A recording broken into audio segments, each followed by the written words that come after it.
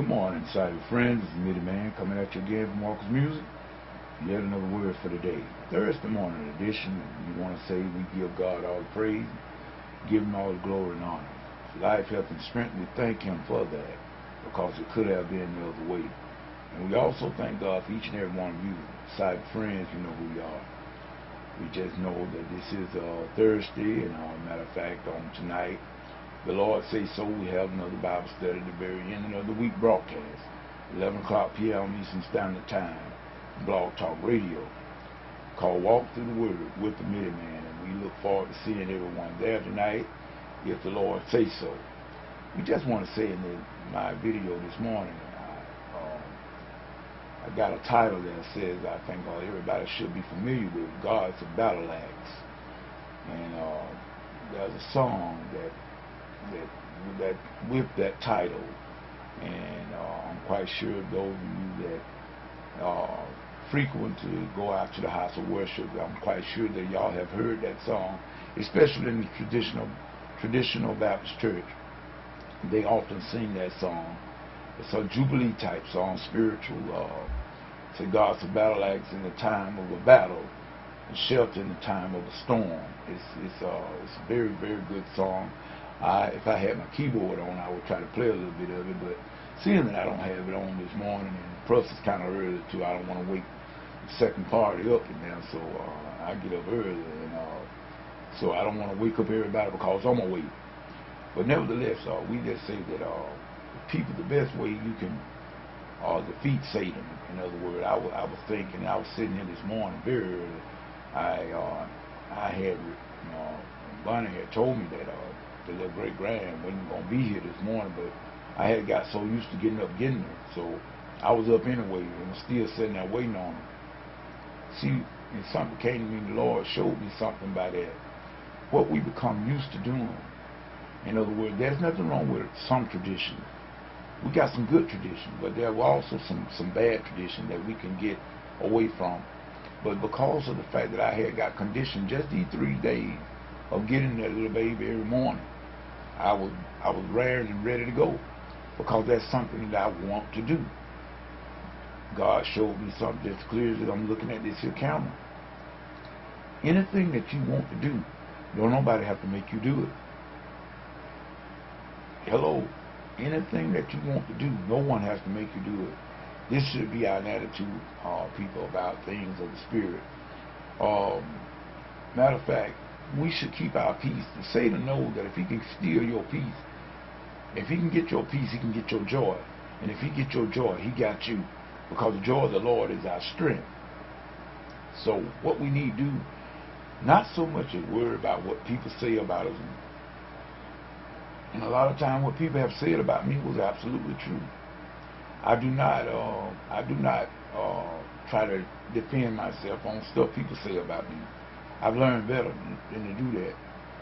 And sometimes it's not easy to just let people talk. Sometimes you want to strike back. But nevertheless, if you remain peaceful, Satan cannot steal your joy. There are some things in my past, people. I don't know about yours, but I do know about mine. There are some people that I did some things that I wronged, that I now in this present state, I hate it so bad, but I can't go back. You cannot undo what's been done. You can only learn from it and try not to do it anymore. Matter of fact, I got a few people that if time permitted, if I could turn back the hands of time, I would do things much differently. If I could keep the present knowledge that I had, I would do things a whole lot different. We often hurt the people most that are most closest to us. It's not the people that we are fretful of or enemies. We don't worry about them too much.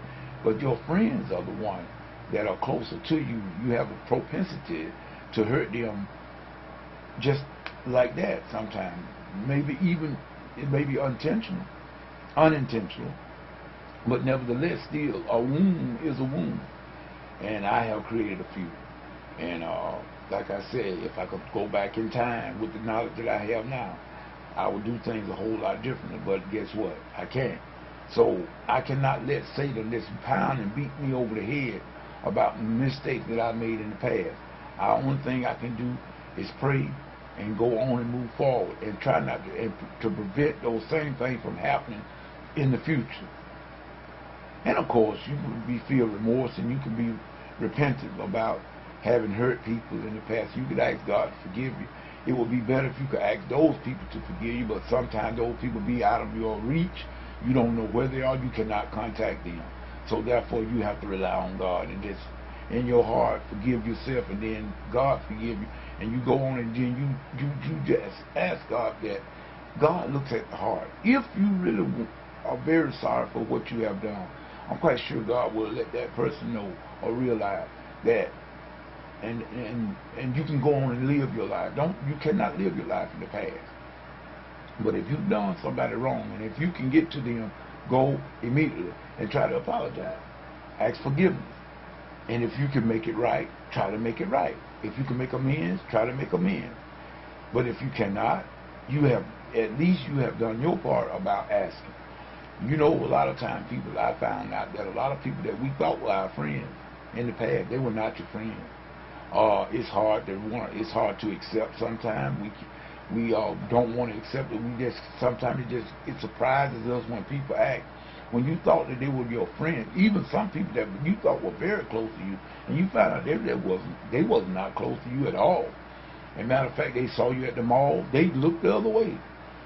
They saw you on Facebook, they didn't even comment, they didn't even speak. You spoke to them, they didn't even speak back to you. But guess what? You can't let that steal your joy. You have to just go on and mark it for what it is. Okay, they don't want to be bothered with me, so I go on. Don't let the devil steal your joy. So with that being said, me the man was just saying I had told everyone that I was going to let them know about the revival meetings and whatnot, pastors and church anniversary. Well, lo and behold, I'm in one tonight. I got to go to a pastor's anniversary on tonight at Big Bethel Free Will Missionary Baptist Church. Matter of fact, on the program, me and Pine Grove, we got to go over there this evening. And so, but nevertheless, I did tell everyone that that would not conflict with Bible study if I could help it. And so Bible study will go on tonight as usual, if the Lord say so. If it be any cancellation, I will try to let everybody know, will not leave you hanging. But but as far as I know right now, Bible study will go on tonight at the normal time, 11 p.m. Eastern Standard Time. So with that being said, man, just saying, hold on, saints. Don't worry. Look, you don't have anything to do with how people treat you, but God does hold you accountable how you treat them. Just remember that, and keep your peace, keep your joy, and Satan don't know what to do with you. So with that being said, whatever you get into, if God is not in it, please, ma'am, please, sir, come on out of it, because it's going to come to nothing. This is me, the man, saying peace until the night. Goodbye.